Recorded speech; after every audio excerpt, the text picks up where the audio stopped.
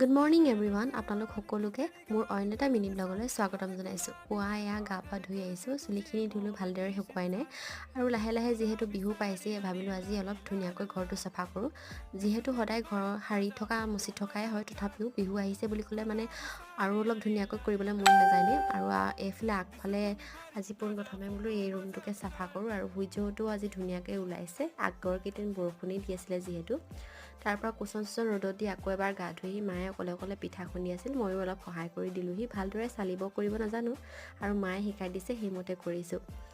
আৰু এয়া ছাগলীকেইটাক পথাৰত এৰাল দি থৈছিলোঁ, পানী দিওঁগৈ বুলি গ'লোঁ। এয়া দেখিছেনে মস্ত এডাল সাপ দেখিলোঁ। মই আৰু পথাৰলৈ নগ'লোগৈ, মোৰ বিৰাট ভয় লাগে সাপলৈ আৰু ভাবিলোঁ মই পিঠা খুন্দি থকাই ভাল, মই ছাগলীক পানী নোখুৱাওঁগৈ আৰু আজি। তাৰপৰা মাক ক'লোঁ আপুনি বোলো ভাতকেইটা খাই লওক, মই পিঠাখিনি চালোঁ। আৰু এয়া পূৰা স্পীডত কৰিছে, দেখিছেনে মোৰ দৰে বাৰু পাৰিবনে আপোনালোকে। আৰু আজিলৈ ইমান দেখাল দেই, বাই।